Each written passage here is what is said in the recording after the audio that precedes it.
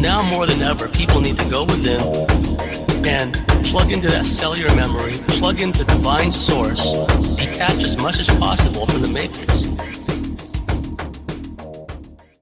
Hello again, everybody. This is James Bartley, and you're listening to the Cosmic Switchboard Show. Today, our very special guest is Ginger Lockwood. Ginger Lockwood grew up as a daughter of a NASA engineer.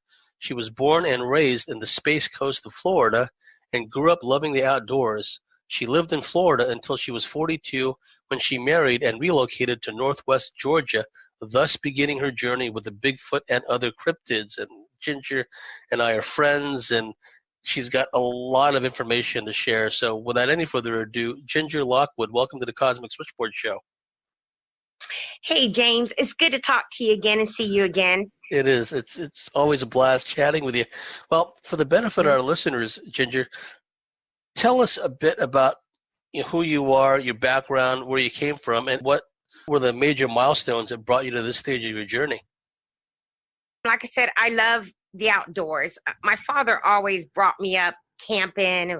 We went camping multiple times a year, and I'm with a group of people now that like to go camping, and I've hiked to every waterfall in the Smoky Mountains, and I used to spend pretty much every single day outdoors that I could as a kid too. And I do believe I was experiencing cryptids when I was young. I just didn't realize that's what they were. I lived by Kennedy Space Center. My father was a NASA engineer my entire life until he retired. And he did have a very open mind with aliens, and I like to call them Star Nation people, but he did believe in that. In fact, my brother had a telescope they used to put on my balcony and try to see on the planets and look for, living things. And he invented one time in a dream something that you put on the end of a telescope to be able to see further than anybody's ever seen before. So my family was very much into that. And my father was into a lot of psychic skills. He practiced every day for 3 years to move objects with his mind. I had an open-minded family with that. They didn't really talk about it out in public, but with me, they did. And so I guess that's kind of what opened my mind up to all this. But I did have a period of life where I didn't believe in aliens or Bigfoot or ghosts or anything. And what happened is I moved to Georgia. My husband got a job over here with Lockheed, and so that brought us from Florida to Georgia. And we have this woodsy backyard, but just small. I only have about an acre yard, and about a quarter of it is wooded, if that. And we live in the middle of a subdivision surrounded by homes. And so I wouldn't think there would be any cryptids in my backyard. But one night, the Bigfoot came to my backyard. And like I said, I didn't believe in them at all.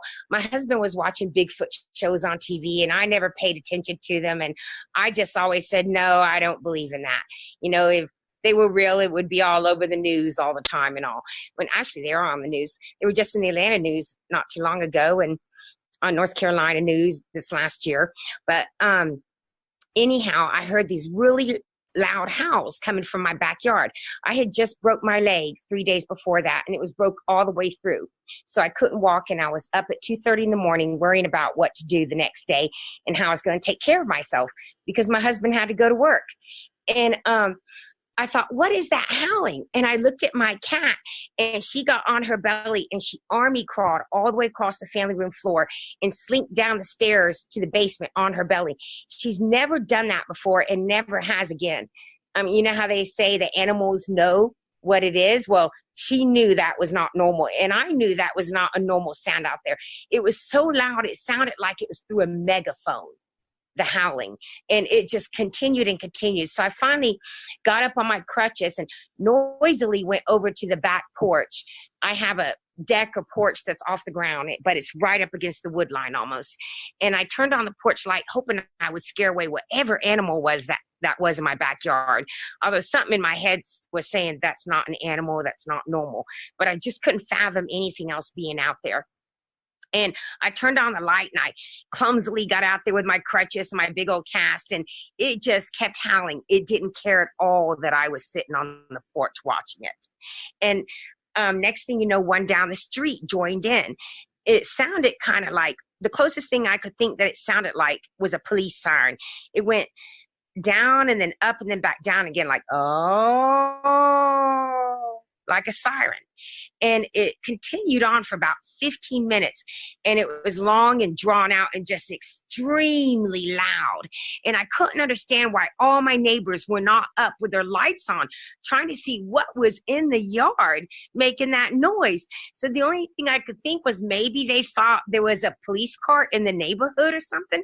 But it didn't sound just like a police siren. It was just the closest thing I could think of. And I got back in the house with my crutches and got an iPad out and finally figured out how to record on it. I was new to this. This was about 4.5 years ago, and I was new to the iPad thing. And I got back out to the porch and hit record, and they just, both of them completely stopped howling. It was like they knew that I was hitting record. I thought that was really strange, and I don't believe in coincidences.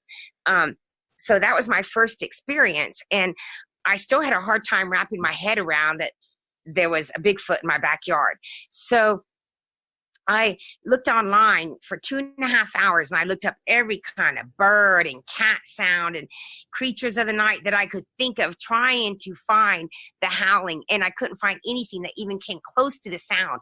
So finally, after 2.5 hours, I finally went to a Bigfoot site, and there was the exact sound that I heard. It was called the Ohio Howl. And that's what made me a believer then, that the Bigfoot were real.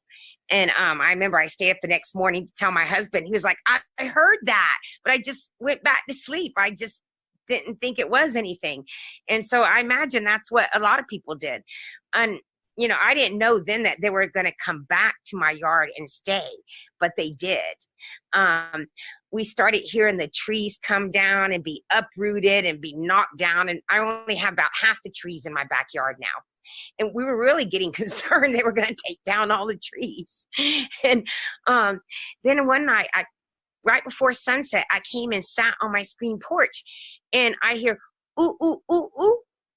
And one of them was talking to me. He was right at the edge of the wood line. And it was behind some leaves and all, so I couldn't see it.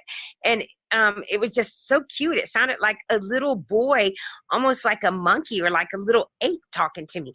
And I knew nothing about the Bigfoot. So after hearing that, I started wondering if they were some kind of ape. And then I went back out on my porch the next day, and they did it again to me. Ooh, ooh, ooh, ooh. It was talking to me out loud. And I thought, oh, wow. So I thought, oh, maybe I'll be like Jane Goodall, try to befriend them. You know, and I was even thinking, well, you know, these things are in my yard. Best I do befriend them, you know. So my husband was watching those shows, and he told me they liked apples. And I couldn't go down the deck stairs and go in my yard to see what was out there because my leg was broken and I couldn't put any weight on it at all. So he went and got some apples, and I just would hobble out to the outside part of the deck that was still, I don't know, maybe 13 feet high up in the air. And I would throw apples out into my little strip of tiny woods that I have in the middle of a subdivision, which you wouldn't think there'd be any Bigfoot there. But one night I was throwing the apples, and I don't know if I came close to hitting one or if I hit a little juvenile or what, but I got chewed out, it sounded like. It was like, I mean, I can't even repeat it. It was just bad. I mean, you could tell I got chewed out. And it sounded like a couple of them at least just got up and ran and took off. And I thought, oh no, I ruined it. You know, my Bigfoot won't come back. So I was apologizing immediately out loud into the woods. And a few days later, we heard them back in the yard again. And so, you know, the adventure had started. I definitely had something in the woods. Finally, I got where I could go out in the yard and walk. But before that, I had switched from apples to gift to raw peanuts because I figured if I threw a raw peanut out in the yard and it hit a Bigfoot, it wouldn't hurt it. You know? So that was my reasoning with that. I knew a peanut would not even be an appetizer for a Bigfoot, but I just had to have something to gift with that wouldn't hurt him. So I had been doing that. So now I'd finally got where I could walk in my yard, and I had a bag of raw peanuts in my hand. to gift the Bigfoot. I hadn't seen them yet, and I had no idea what they looked like or anything. And these two big trails had appeared in the yard. And they were huge. They weren't like deer trails. They were bigger than we were. And they were just two big trails in my yard. So we started walking down one of them. We were just I was barely down it with my bag of peanuts. And I looked up, and there were two Bigfoot standing right in front of me. And they were an arm's length of me. One was directly behind the other and a little to the side.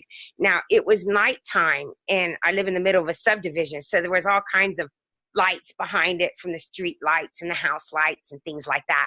So I could see the outline of it. It was silhouetted, and it was really dark colored. But being night, I don't know if it was black or dark brown or what. And its eyes were flaring out, bright fluorescent green. Bigfoot makes their own eye glow. You know how you have to shine a light on coyotes or deers or other animals, and they will reflect back a white light? Yes. Well, the Bigfoot, you don't have to shine a light on them. They make their own light. They can just project it out, and they can change the color of it depending on their mood. So both of these were flaring out bright green, which I was told means curiosity, which actually makes sense because we're both meeting each other for the first time face to face. So I could see that they would be looking at me with curiosity. And they both just had it flaring out, just huge. It was so gorgeous. I was mesmerized by the eye glow. I just stood there, and first thing I said when I saw them was, wow. I had never seen a Bigfoot before. And I just stood there in front of them, and they just kept looking at me, and we just kept staring at each other in the eyes. And I've heard before, don't look at a Bigfoot in the eyes. Well, that's all we did was look at each other in the eyes. But, and they were an arm's length of me, and they weren't saying anything. And finally, I broke the silence and said, would you like some peanuts? And, there wasn't any fear for some reason. And so I put my hand in the bag of peanuts, and I pulled it out, and I offered them some peanuts. They didn't say anything. So I sat the peanuts down on the ground and said, well, I'm just going to sit them on the ground, and I'm going to walk away because it dawned on me I'm standing here in front of two Bigfoot. One was about maybe my height, and the other one was about a head taller, the one that was in the back. And I sat them down, and I walked away, and I turned my back, just trusting them, even though I had never met them face to face before. And I walked away, and I just came in the house, and I was like, oh my God, there is really Bigfoot in the yard. And so that's when it really all started. I knew for sure then I was an absolute knower. And I knew then that they weren't apes because I didn't know of any kind of animal that could flare out colored eye shine like that. And that made me start wondering if they were maybe from another planet, actually.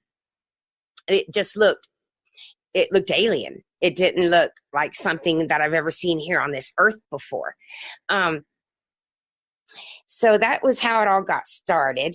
And then it seemed like nightly after that, we were just having encounters. It was one after another. Every time I stepped on my porch, there was this one that was up in a tree, and I named him Scout because he was on the highest tree in the yard, and it looked like he was overlooking. And he would throw something at the porch every time on a little strip of metal. Every time I walked out on the porch, it would go ding. And if I walked out there with someone else, he wouldn't do it, and it would hurt my feelings because he wouldn't be pinging at me. And so I would go Scout, and he would go ping. I was having a lot of fun with him. My husband used to send me out there when I was having a bad day to go talk to the Bigfoot because I could just go sit in the yard and just talk out loud. And I didn't know they were out there or not, but I believe they could hear. And I would just all of a sudden think completely different thoughts about a problem or situation and come in and be good. So they would definitely becoming my close friends. A lot happened. I actually saw one tapping on a window of our house. You know how they say they tap on windows and tap on trees? And yes, they do. One night I came out on my porch to have a smoke, and for some reason I thought to look to the right. I heard this tapping. It was really, really, really quiet tapping. It was just tap, tap, tap, tap, tap, tap. So I looked to the right, and sure enough, I see a hand on the bedroom window. of our house. My husband had the light on in the bedroom, so it was shining out some light, even though it was dark outside. And you could see a hand and a wrist up on the window, and it did not look normal. The fingers were real super, super long, and they were real knobby. And it was just tapping lightly on the window. And that window is way high up in the air. I've stood out there, and even on my toes, I can't reach up to it. So I came in the house because that kind of freaked me out a bit. And and I didn't say anything to my husband because I was wondering if he heard it. So I walked past the bedroom, and he goes, "Honey," and I go, "Yeah." And he goes, "Were you outside tapping on the bedroom window?" And I said, "No, I can't even reach the bedroom window, but I know who did." So that was pretty wild. I've seen a lot of wild, crazy things. And that's how it all got started, was from my yard. And how did it progress from there? Did you start going further out? I mean, how far were the woods proper from where you lived? There's probably there was more woods around us. Some of it has been taken down now.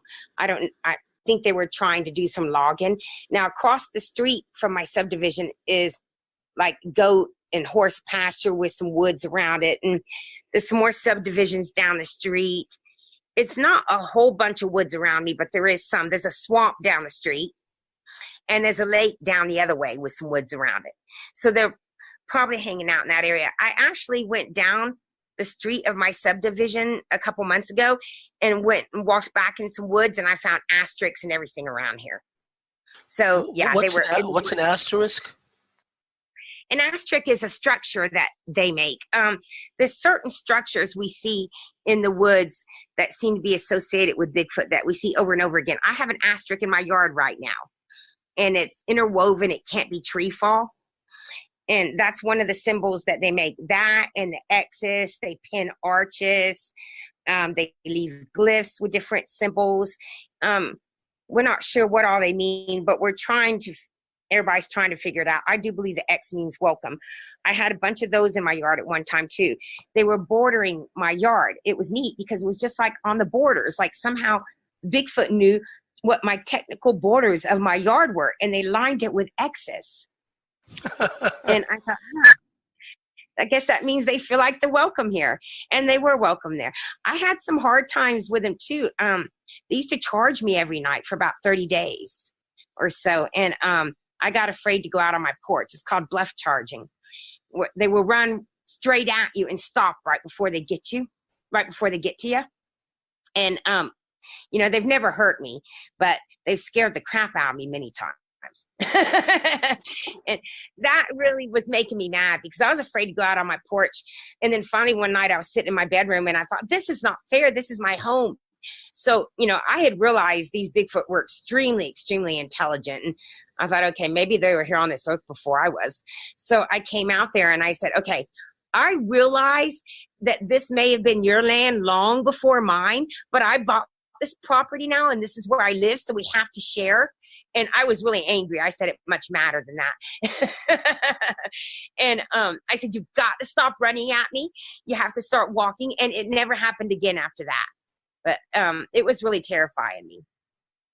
Were these, just to interject for a second, were these adults running at you or were they juveniles or did it vary? I think it was juveniles. The two I had seen, I do believe were juveniles because they say a 5-foot Bigfoot is really young. And the one standing in front of me seemed like it was my height and I'm 5'2". And then the one behind it was a head taller, which would have also been a juvenile if it was 6'2", believe it or not. So I do think it was the juveniles running at me. I would hear really loud bipedal steps walking down the trails. So I think the adults were walking and it was the juveniles. I've heard that they can test you sometimes. And several people have told me I was going through testing, I guess, to see what your reaction is. And I don't know why they would do that, except that maybe if they want to be able to show you more, they're going to want to know how you're going to react. Like, are you going to try to hurt them if they scare you or something like that? And I didn't. I actually retreated, and then I came back and chewed them out. It came up with the resolution, let's share the yard, and it quit after that. So I always tell people, if you have a problem with them, just talk to them. Their DNA is part human. So I do totally believe they can understand us, and that they're just another kind of people, and we can live with them and work with them. There were paintings back a long time ago where the Indians used to sit down with them. So I do believe that's possible. I don't know if in our lifetime if we're going to get there, but many of us are friends with them. Do you have any idea why they became friendly with you? Is there anything in your background which might suggest that they realize you might be more open to them? I have ran that by in my head so many times. Why did they come to my yard? For one thing, I'm in the middle of a subdivision. It doesn't seem likely. I mean, there's definitely not a big food source in my backyard, and there's definitely no water source unless they use my hose. So I wondered a lot too. Yeah, I've heard that you have to be open to them is one thing, but also, I'm just not quite sure. I wonder, what do you think makes some Bigfoot come to people? The ones that I've spoken to that have this kind of ongoing interaction with Sasquatch, small sample size to be sure, but the ones that I'm pretty sure are very reliable, sincere, and have high integrity, people like Mike Patterson and Leanne Carnegie, they're very spiritually advanced people. They're very balanced. They love nature. They're open-hearted. And I feel that at least some of the Sasquatch tribes, they resonate with that. So it may have been a case with you where they thought that in a way you were a quote-unquote kindred spirit. Gotcha. Also, I do have 1% unknown DNA when I took my DNA test. And since the mother side was human, that means that there's possibly a lot of us that have some Bigfoot DNA too. Yes, one of my friends said if that 1% is Bigfoot DNA, it could be a fact that we're noticing each other too. Yes, like there's something in your auric field or something about you which they instantly recognize. Yeah.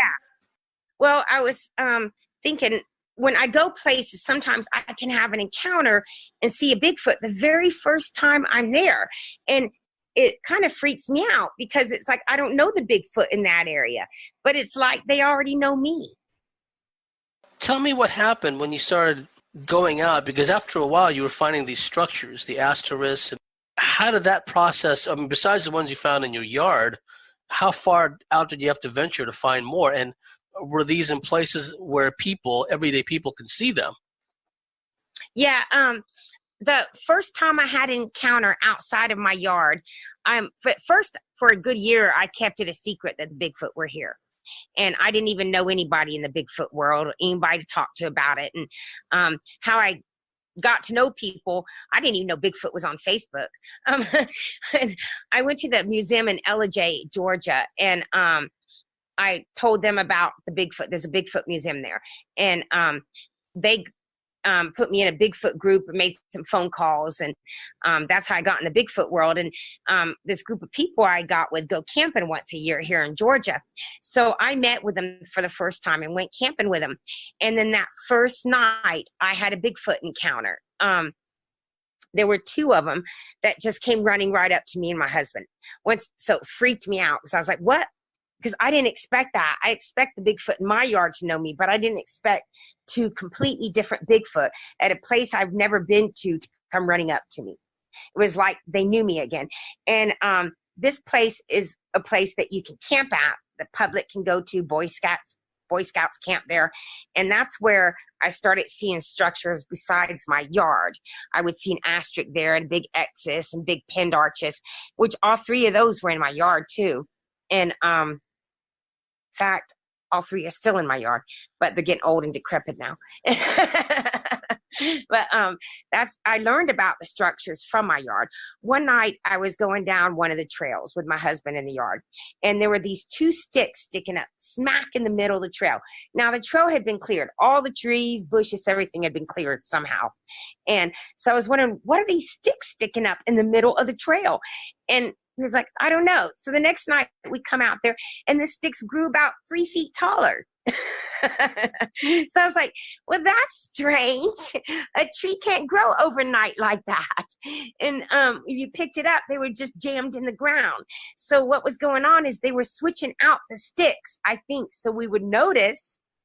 And that's how I started learning. They were playing with sticks and doing things with them. And then another structure had popped up in the yard, and I didn't even know they were called structures. I knew nothing.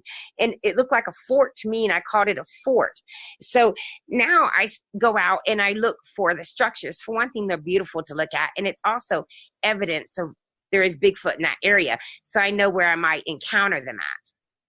But I always go to public places where I'm allowed to walk on the land so I don't get in trouble. And honestly, when I go deeper in the woods, I find less and less evidence of them. It seems to me that they like being around people. That's what Leanne said. She said that from her research, and she's found gobs of these things, she says that it seems like the Sasquatch like to leave their structures in places where they're likely to be seen.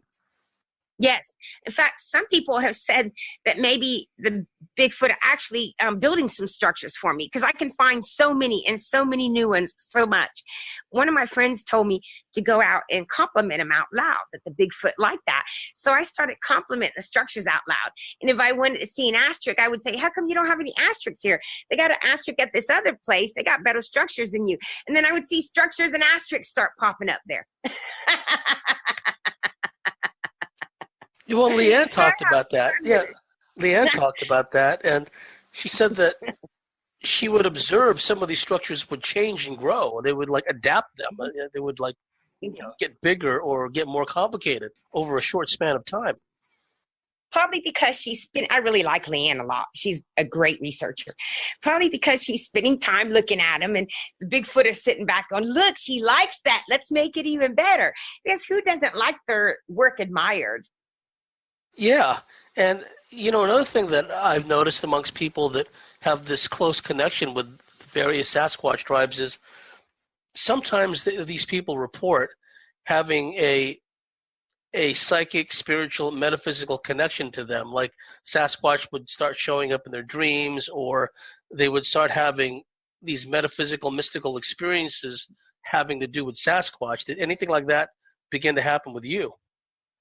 Yeah, I had a couple Bigfoot dreams. I think they're my dreams often because I can kind of remember they're there, but I don't remember my dreams.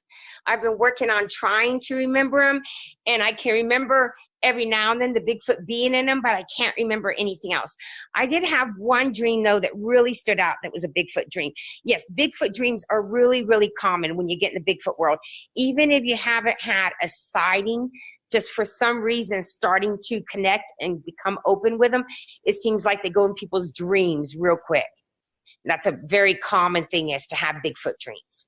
But when I had first got into the Bigfoot world and went to that museum, I had kept everything quiet. So I wasn't sure that I could share what I've learned on Facebook and with others. And this dream I had, it was a big, huge Bigfoot, and he was standing right in the middle of a bunch of us. We were in a circle, and it was all the people that I was about to go camping with that I hadn't met yet. We were all staying in a circle holding hands around this large Bigfoot. And the Bigfoot was saying things that we all must do. And like, we all must do this. We all must do this. And he was saying it very loud and commanding. And we were all like the circle of life people, all holding hands around him. The last thing he said is, we must all share. And then I woke up. So that's when I started sharing about the Bigfoot and started coming out of the closet and telling people what I had learned and what I had seen. That's why nobody really knew about me until the last couple of years. That dream is what I needed to know that it was okay, because I was being protective over the Bigfoot. And so, yes, I do believe they can communicate with us a lot in that way. I've also had really clear, loud mind speak. So that's another way they can do. And there's also, I speak to them telepathically almost every day. And I just listen for thoughts back or close my eyes and look for visions. But I've had really clear mind speak once too. I was going down a trail in the woods at a place where people are allowed to camp and all that. And it was a place I was going every weekend. stepped on a trail with my husband, and all of a sudden I heard in my head, "Don't go down this trail," like that. And I thought, who talks to themselves like that in their head, right? So I knew that wasn't me, you know. I thought, that's strange. And I instantly got scared. And I told my husband, I'm too scared now to go down this trail. And we were kind of smack in the middle of the woods. So I kind of had to go down a trail to get back to the car. But I was scared then. I was feeling a lot of fear energy. So I started singing, "Follow this yellow brick road," so that I wouldn't be scared, trying to kill the fear, change the energy around me. And so we finally get to the end of the trail where we can go down and go back to our car. I'm like, phew.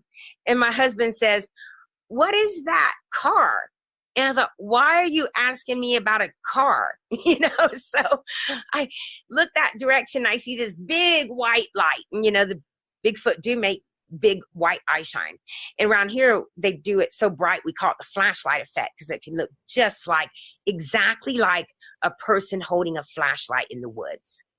So anyways, this white car, we thought was a car, was coming around the corner. And now it come around the corner, I can see there's no other headlight and there's no brake lights. And so I'm saying, well, Paul, where's the headlight and where's the brake lights? That's not a car. And it's coming at us real fast now. And all of a sudden I got zapped. And I guess that was the Bigfoot warning me when I got on the trail, to not go down it. And I got zapped. I got frozen so much with fear that I couldn't even put the word fear together in my head. I couldn't breathe. I couldn't function. I was just completely frozen. And it got closer and closer, and it's a huge white light coming from it. And it just ran right past us, and I could see it, but I couldn't talk or move or think. But I just could watch the Bigfoot run by. And when it got further down the road, finally, it let up on me, but I was still way out of it. My husband had to ask me 3 times, "What do you want to do now?" Because I couldn't talk still and I couldn't think. And all I could say finally was, "Let's go back to the car." Because let's go back to the car. We haven't been here long. So I was still very bewildered, and I really couldn't think. I finished going down a small little trail, and then I just wanted to leave. And it was 3 weeks before I went back to the woods again. I was scared because of that experience. It was just really, really frightening to me. And I've tried to make sense why they did that to me. And all I could think was, well, I did get warned ahead of time by that mind speak. It's just, I never had mind speak like that before. So to me, it sounded kind of crazy to even bring it up that I heard that. But now I know better.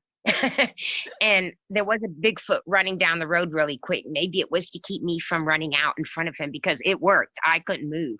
I couldn't move at all.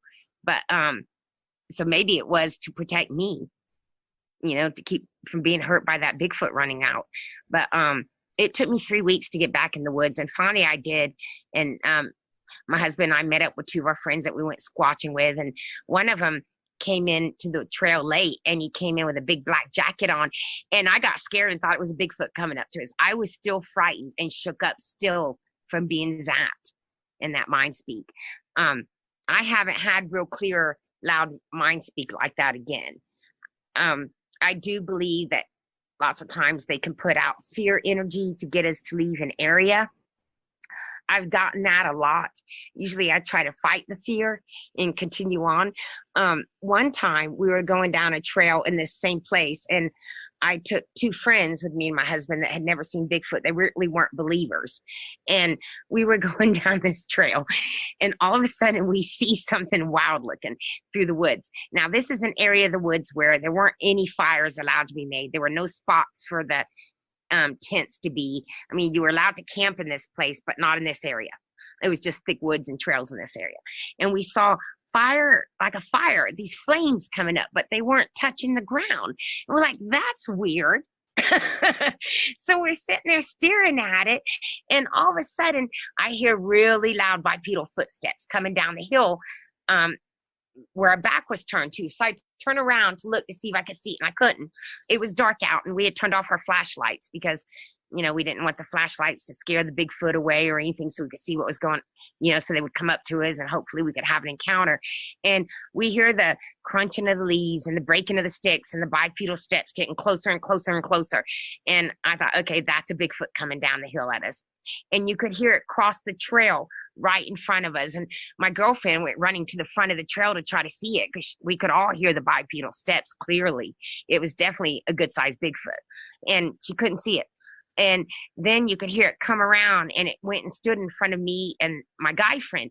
Now, he was really interested in the flames and was thinking about going through the woods and walking up and trying to get a closer look. And this Bigfoot just came and stood right in front of us both. And I said, I do believe there's a Bigfoot standing in front of us, because we couldn't see it. We could only hear it. And I said, I don't think it wants you to go towards those flames. And he said, I think you're right. Oh, and above the flames, I forgot to mention this, was these big, bright red lights, like Bigfoot eye shine. But it was weird because they were vertical and not side by side and horizontal like our eyes. So I don't know if that was Bigfoot eye shine. It was just these big, bright red lights, 2 of them right above the fire. And after that, I came home and I shared that experience on a small Bigfoot group I'm in. And somebody had actually heard of that same experience with 2 other researchers that were well known. They had gone down this trail a couple years or so before me. I didn't know about it. And they saw the exact same thing. They saw the fire in the woods with the red lights above it. Now, they thought it was demons that were being portal keepers, and it was some kind of portal we were seen into, and that's what the fire was, and the red lights were demons. So they were shouting Bible verses. I didn't shine a flashlight on it. We just had a Bigfoot stand in front of us, so we went away. But obviously there's something at that spot, which reminds me I need to go back down that trail and look for that, because that's not, that's crazy that somebody else saw the exact same thing and we don't even know each other and we described it the same. And at the same place. At the exact same place. There's definitely something going on there. There's something to be said about the notion that Bigfoot is, at least some of the Bigfoot, are interdimensional. They have the ability to go between worlds, enter and exit one dimension or one world and another. And sometimes they utilize portals, and other times they seem to just disappear and teleport and whatnot. Have you ever seen anything along those lines? Because what you're describing, for all we know, may be one of those portal sites. That's what I'm thinking it is too. Actually, I have seen that. Not very many people have seen this, but I have heard of some people that have. I actually was sitting on the trail that I met the first 2 Bigfoot on one night in my backyard. I was sitting back there just talking to him like I do. I used to tell him about my day. Every day, just tell them everything that happened during the day. And that's probably what got us so connected, so close. But I was sitting on the trail and it was nighttime, and my husband didn't know I was in my backyard. So he came out here on the porch, and he flipped on the porch light and he said, honey, are you out there? And I looked up at the porch light, and right when I did, a Bigfoot walked out in front of me, and it was cloaked. And the only reason I could see it is because my husband turned on the porch light, so it was making a background light behind it. And the Bigfoot was see-through. I could still see my husband in the porch through the Bigfoot as it was walking in front of me. Wow. I didn't even know they could cloak. This was before I had met anybody in the Bigfoot world, so I didn't know what I was seeing. The only way I figured it out was I kept telling the story to people, and then people started telling me what they thought I saw, and I'm like, yep, that was it. And some people think their hairs just blend in with the background rather than cloaking.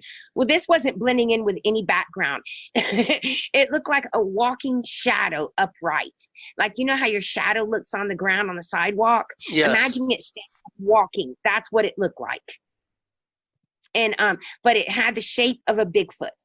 I could see its hands, its arms, its legs. I could see the entire body. It was shaped like a Bigfoot, but it was see-through and looked like a walking shadow. And then it walked all the way across the trail in front of me. And I'm sitting there answering my husband back, and I'm not saying anything about what I'm seeing because I didn't know how to explain it. I'm just like, yeah, honey, I'm fine. Like, be quiet a minute. Let me look at this, It walked in the trail in front of me, and it went over to two parallel trees I've got here in the yard, and it started merging into them. I am not joking. I thought I was going crazy. So I turned my head and I looked away. I thought, this has got to be an illusion. And so I turned my head away for a little bit to look, and I looked back to see if I could still see it. And I could. The Bigfoot was still there, and it was still see-through, but it was only sticking out about an inch out of the trees now. I could only see about an inch of its body sticking out. And then it just kept merging and merging and merging into the two parallel trees, and it just disappeared. And after that, like I said, I keep telling the story, and some people have told me that two parallel trees can be a portal.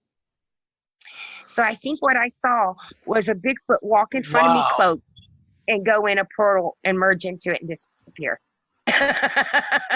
Well, that goes back to ancient times where the Celts and the Druids, they thought of oak groves as being sacred, holy kind of places, and then this is throughout antiquity. In fact, the pillars that we see in all these ancient temples and monuments, there's a school of thought that says those pillars represent like oak trees, really. The trunks of them, right? Okay. Like the porticos and the entryways to temples and whatnot. Now, we were talking before we came on the show, and sometimes I wish we could just, in between chatter and the after chatter, because sometimes that's even more interesting. But but we talked about the concept of gift giving and the concept of how the Sasquatch tribes, at least some of them, are part of a network, and they seem to be able to instantaneously get messages off to other tribes in like a vastly different location, a far away location, and say to the other tribe, okay, this person we know, like Ginger, for example, is going to some other place. Can you say hello to her on our behalf? You were telling a story about California, Mount Hood, or Washington State. I can't remember. Could you share that story with our listeners? Yes. In June of this year, one of my best friends came to my state of Georgia, and we hopped in my car, and he drove us all the way to Washington State. We stopped in Kansas and picked up a couple friends, and they got in their car and followed us. And we stopped in Utah and picked up another girlfriend. She got in her car and followed us.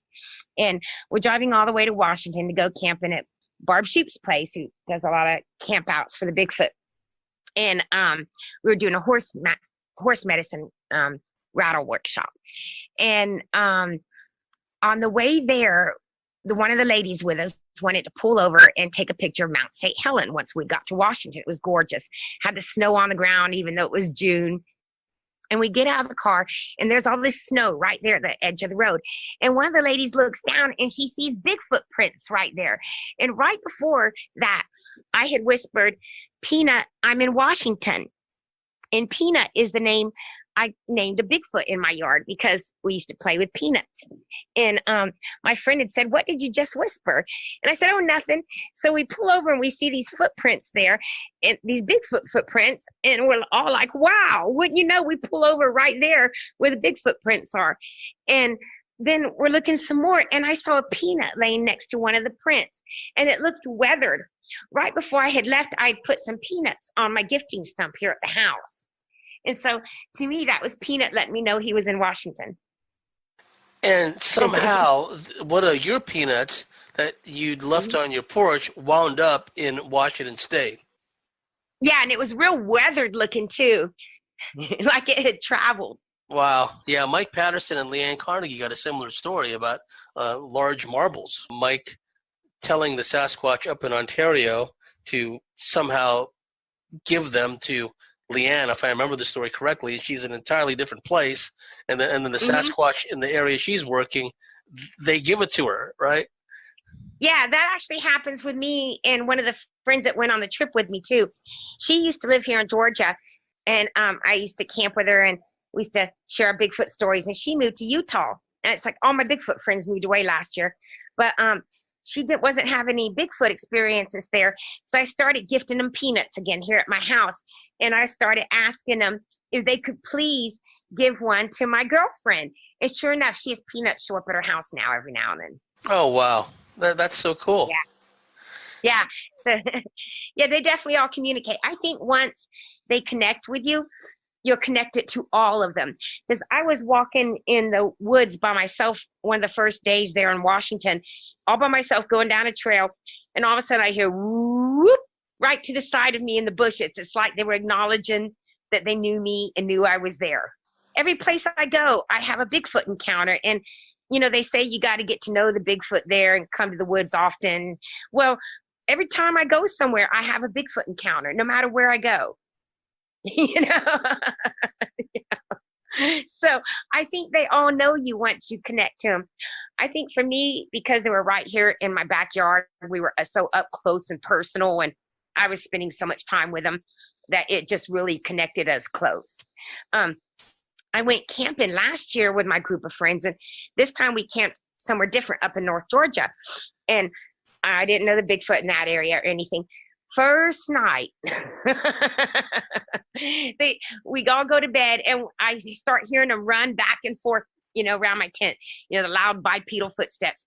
They ran by my tent and then by my friend's tent that took me to Washington, and then by my other girlfriend's tent that went to Washington with us. And you'd hear her giggle, and then they'd run back by my tent, and he'd hear me giggle. He was smacking between our tents, and they were running back and forth to our tents. And earlier that night, I had a rock in my hand. I had brought it to show my friends that was put on my gifting stump here at my house. I was going through a hard time last year, and I needed to know the Bigfoot were with me.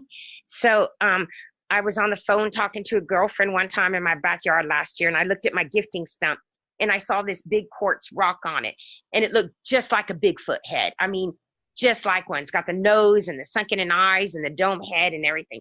And so I had brought that with me to the camp out to show them. I was sitting by the campfire, and my friend walked me straight from the fire to the tent.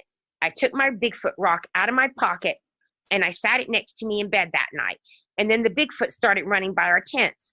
I woke up the next morning, and my rock was gone. And I thought, oh no, I lost my Bigfoot rock. I was so upset because that was so special to me. So I went back down to the fire, traced my steps from the fire to the tent. Couldn't find the rock. I was so distraught, and I wasn't saying anything to anybody because I was kind of embarrassed. I lost my Bigfoot rock. And then the three of us went and got in my car and to go to Walmart later that day. I had not been in my car. None of us had. And he lifted up the back of my car, the hatchback, and there was my Bigfoot rock sitting in the back of my car. Wow. And I'd never been to this place. I did not know these Bigfoot. And so that means one at least stuck an arm in my tent that night, or came in my tent and grabbed the rock and went in my car and knew which car was mine. And was the car locked? Probably not, because you were out in the woods. I didn't have it locked. I didn't have it locked. And I had two friends that were in an RV in the parking lot that night. They heard one splash in the river and whistle outside of the RV that night. Wow. And so I imagine that was them cutting up and putting the rock in my car. And then the next night, my friend wanted to go on a night walk with me, and he was in the bathroom, and I was laying on the bridge waiting for him. There was this bridge right over a stream, and I was looking up at the sky, and I saw a shooting star go by, and I followed the shooting star with my eyes down to the horizon line, and I looked right in front of me, and there's a Bigfoot standing in front of me with his white eye shine on. And I'm like, what the heck? These Bigfoot already know me here. You know? This was in North Georgia. Uh-huh. And I had never been to this area of the woods ever in my life. Whereabouts in North Georgia? What was the name of the nearest big city or town? LJ. It was near the Bigfoot Museum. Oh, that's pretty apt. Yeah. And, you know, so that was pretty wild, too. It had this white eye shine, but let me tell you, it looked different than the eye shine here. Like I said, here it's real bright, and we call it the flashlight effect because it can look just like somebody holding a flashlight in the woods, which I imagine that's why most people camp and don't realize they're looking at Bigfoot. They're probably wondering what the people are doing in the woods, you know. And but here it was more dithered and not bright white like a flashlight. It was white and it was round, but it was real dithered. It wasn't real bright. So that's something else I've noticed. I used to you know, give advice about Bigfoot on just what I knew from this area. And now I've learned when you go other places, they do not look alike and they do not act alike either. Another aspect of Bigfoot is the fact that there does seem to be some kind of ET UFO connection. In the time we got in the first segment, and I'd like to hear more about this in the second segment, and you know, whatever else you feel like sharing, has there ever been that UFO ET element connected with Bigfoot in your experience? Well, like I said, the first time I saw them and I saw that eye shine coming out of them, I thought, okay, they've got to be aliens. There's no way. That's nothing like here on anything on Earth. And then when I saw them do things like cloak and merge into trees, and I've actually seen them in light form also. And so I knew it wasn't anything on this Earth. And could you describe them just for a moment, what their light form looked like? Yeah, I actually thought it was an angel. The first one I saw, it was in my backyard. And like I said, my porch is right up against the wood line. So I went out on my porch to have a smoke. And, you know, my backyard is small, so I can see all the way through to the back, you know. And it was up on the top of the hill. And there was this bright, bright white body. It was pure bright white light. And it looked like it had its arms straight out. And the only thing I could think of, because I didn't know even the Bigfoot could go in light form, was an angel. I thought maybe it was an angel up on the hill, and I'd never seen an angel before. But then part of my intuition always saying, no, that's a Bigfoot. You have Bigfoot in your yard. That's just some kind of form that they're going into there. And so I kept looking at it. And once again, I thought, okay, I'm going crazy. This cannot be real. So I bowed to it just in case it was real. And it bowed back to me. So then I thought, okay, that's real up there. You know? And then another time, it wasn't, it's like they were giving me lessons. You know, I'd go through one thing, like I was going through the bluff charges for about a month. And then now this length of time, I was seeing them in light form. It's like they were trying to teach me things. And I went out on the porch again, and I saw something weird. It was like shimmery and kind of white, and maybe had some red in it. And I thought, that's weird. What is that? And I thought maybe it was my reflection on a tree, that it was wet or something. And I thought, well, how come I've never seen my reflection on the back of a tree before? And so I started moving my arms. I moved one up to the right and held it up in the air. And I saw the image stick a right arm up in the air. So I put it down, it put its arm down. So I thought, okay, maybe this is a reflection of me. And so I put my left arm up, and it put its left arm up. And I thought, okay. You know? And it was like white with colors in it. Kind of hard to explain, but it was the shape of a body. But it looked big and tall. And but I just couldn't imagine what it was. And then I started just doing my arms all kinds of ways, a way that it couldn't keep up with me, because I'd heard they would mimic you, and it wasn't keeping up with me.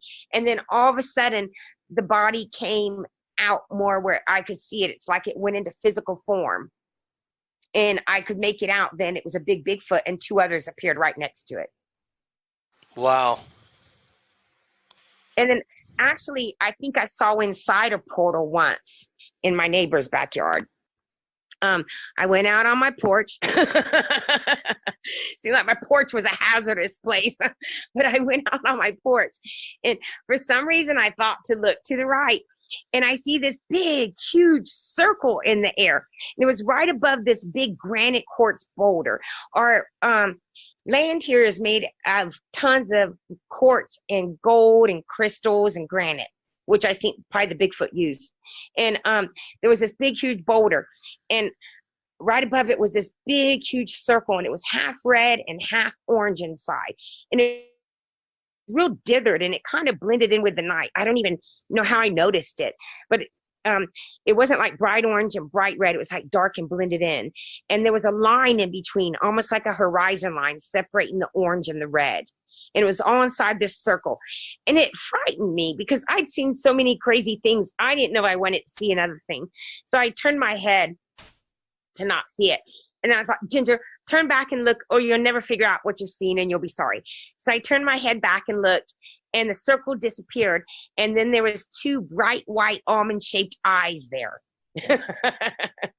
Just up off the ground. It was dark, so I couldn't see the body. I could just see bright white almond-shaped eyes, like the shape of ours, but if you didn't have pupils, and it was just bright white and glowing like flashlights behind it. And it started walking towards my yard. It straight at me.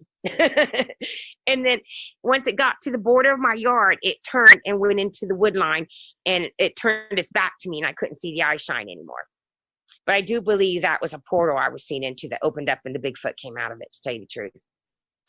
Well, the fact that there's so many natural deposits of quartz, of crystals, all that could be modulated by a civilization, a species that knows how to do it in order to open portals, in order to create all kinds of different effects. So that's another reason why you were at the right place at the right time. Yeah, my whole yard is like a big quartz bed. I can't even dig one little tiny hole for a marigold without taking up big chunks of quartz all over the place. So we know that quartz has really strong energy. They use it in electronics. So absolutely, I believe that they're working with the quartz. Definitely interdimensional, because that one I saw cloaked, I don't think it was completely in our physical world. That was the one that was merging with the tree, right? Mm-hmm. And then, the one that came out, it looked like that was a portal. Now, I have a friend that has spaceships that come into his yard. He videos them. For some reason, Facebook isn't letting him putting up the live videos anymore, but they were live. So I was watching them come in. They were like these big balls in the sky, and they'd come down to his yard, and they'd start morphing, and it'd look like Bigfoot faces coming out of it. And next thing you know, he had the Bigfoot in his yard. Wow. Mm-hmm. So then when I saw that, I'm like, okay, they are definitely able to fly around and change shape and shape shift. Yes, at least some of the Sasquatch tribes, I feel, are interdimensional, extraterrestrial, multiversal. They just have these means and capabilities to do all these things. Some of them have been seen to come out of craft. Some of them have been seen in the close proximity of a landed or a hovering craft. So at some level, there's a connection there. They're probably part and parcel of the whole ET phenomenon. Yeah. Now, I have some other friends that have Bigfoot in their yard, and they've never seen him cloak or do anything like that.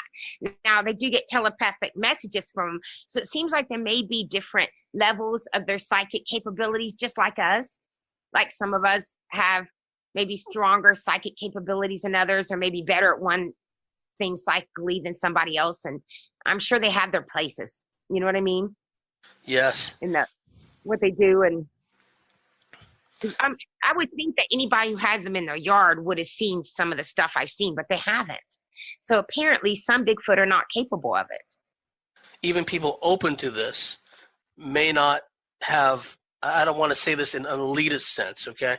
I hope it doesn't come out wrong. They may not have either the intuitive capability or the third eye etheric vision that would allow them to see as much as you would, for example. You know what I mean? Because there's still that element, and I'm not lumping the people who want to see this stuff but haven't seen it much yet. Right.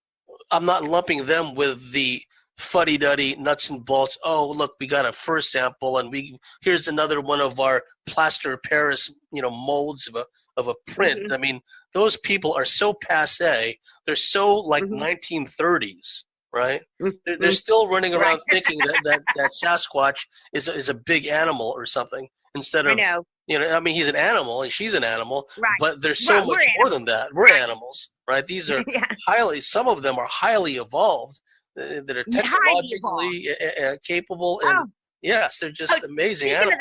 I hear people say, well, they're not technologically advanced as us. I'm like, what? And they're like, well, they don't use cell phones and all. Well, they use UFOs. That's right.